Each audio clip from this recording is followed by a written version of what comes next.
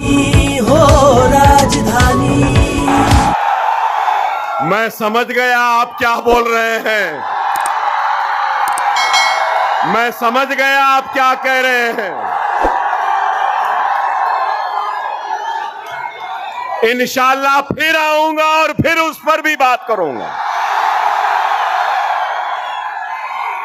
मगर मैं आपसे यह बात कहना चाह रहा था कि आप देखिए कि कितनी पार्टियां हैं।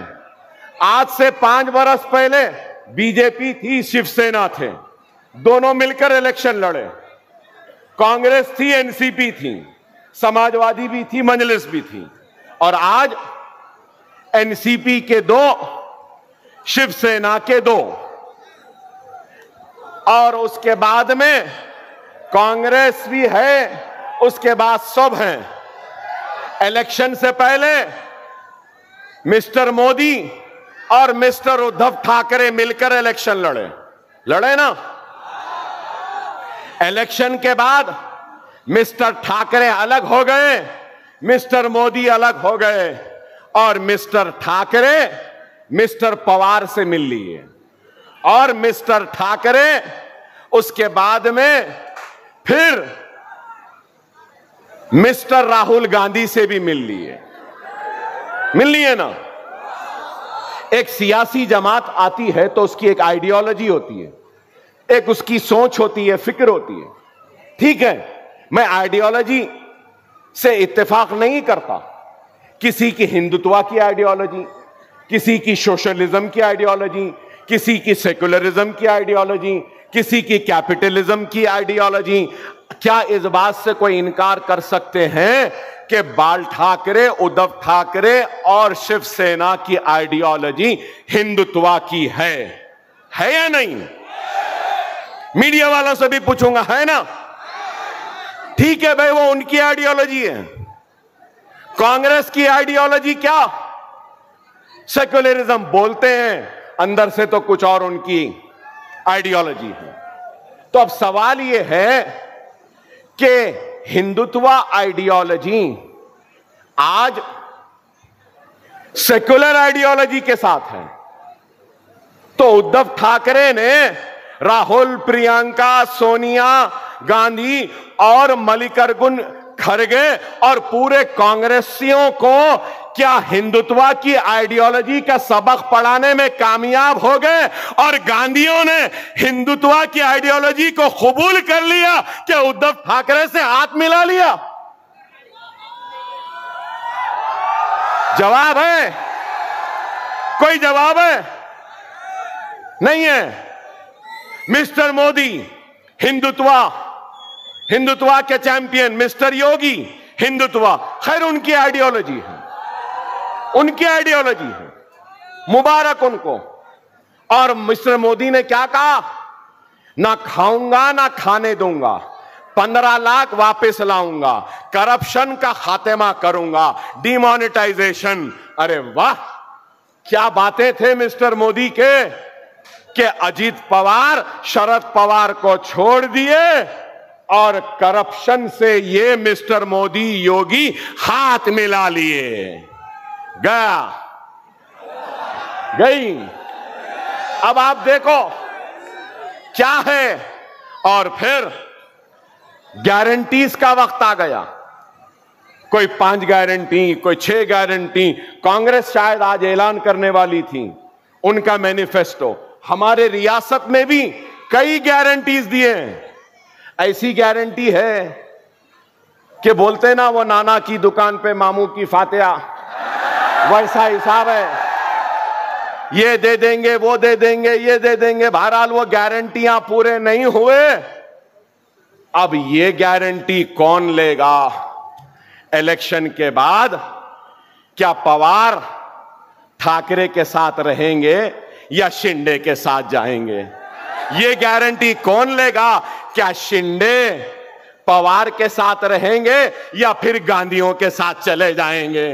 गांधी क्या गारंटी लेंगे कि वो बीजेपी के साथ नहीं जाएंगे?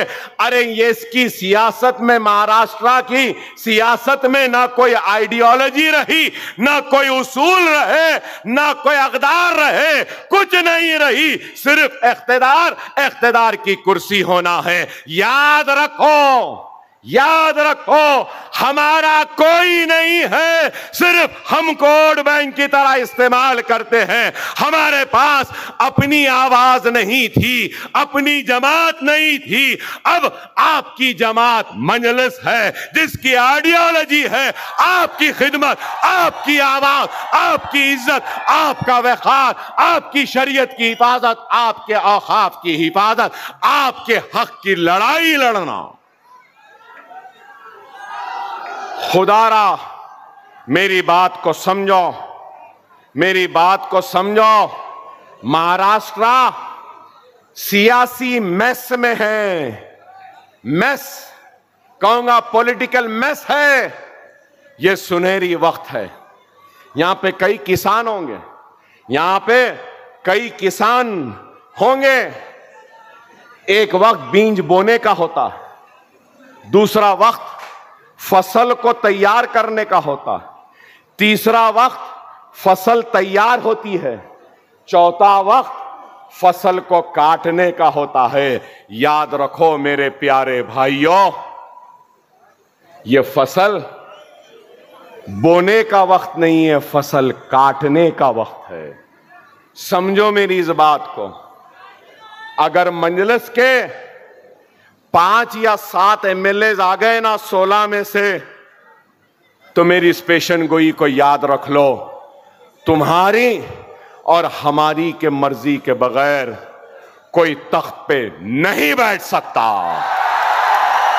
हम बादशाह गर होंगे, और जब हम बोलेंगे कि क्या दे रहे बच्चों को स्कॉलरशिप दो, यहां पे पावरलूम को मजबूत करो। अपीयरल पार्क अमरावती में आया, अपीयरल पार्क को मालेगांव में लेकर आओ, हम कहेंगे। यहां की सनत को उजड़ने से बचाओ, यहां के बच्चों के मुस्तकबिल के लिए लड़ेंगे, और हम कहेंगे हमको ये होना, ये होना, ये होना, ये होना। जो हमको देगा हम कहेंगे बैठ जा, हमारे सदक़े, हमारे जूतियों के तुफैल में बैठ जा। हमारा वो मौक़िफ़ है। खुदारा समझो, अव्वलीन हमारी जिम्मेदारी क्या है? सबसे पहली जिम्मेदारी है बीजेपी शिंदे अजीत पवार को शिकस्त देना। देंगे ना? चाय वाले को हराएंगे ना? वो योगी को हराएंगे ना? वो करप्ट अजीत पवार को हराएंगे ना? वो शिंदे को हराएंगे ना? उसके बाद में जिम्मेदारी है तो क्या है? मजलिस जहां है इसको जिताना। जिताएंगे ना? होशियारी से वोट का इस्तेमाल करो। कहीं ऐसा ना हो जाए कि आपका वोट बीजेपी के दामन में ना चला जाए। खुदारा अपने वोट का सही इस्तेमाल करो। अभी 2 मिनट है, 2 मिनट है। अपने वोट का सही इस्तेमाल करो। अगर मैं यही कहूंगा मजलिस को भी नहीं देना चाहते हैं, तो ये समझ लो अच्छाई और मुकाबले में अगर कोई है तो बुराई है। अपने वोट को अच्छाई के लिए इस्तेमाल करो, अपने वोट को खुशहाली के लिए इस्तेमाल करो, अपने वोट को नशा मुक्त मालेगांव बनाने के लिए इस्तेमाल करो, अपने वोट को जालिमों के खिलाफ इस्तेमाल करो, अपने वोट को उन लोगों के हक में इस्तेमाल करो जो आपकी आवाज बनते हैं। अकबरुद्दीन ओवैसी आपका था, आपका है, आपका रहेगा। वादा किया था, स्कूल बनाऊंगा, इंशाअल्लाह ताला स्कूल जरूर बनेगा, ये मेरा वादा है।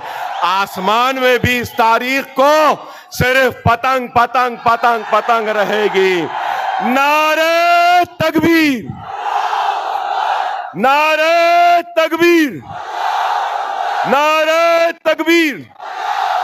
हिंदुस्तान, हिंदुस्तान, मजलिस-ए-इत्तेहादुल मुस्लिमीन, पतंग पतंग पतंग पतंग पतंग रहेगी, पतंग रहेगी। वाखिरु दाअवाना अल्हम्दुलिल्लाहि रब्बिल आलमीन। डायमंड कारपेट, हमारे वहाँ कारपेट, ग्रास, हेडलोन, रेलवे वाला कारपेट होलसेल रेट में दिया जाता है। हमारा पता याद रखें, मुस्तफा बंगार बाजार, डायमंड कारपेट।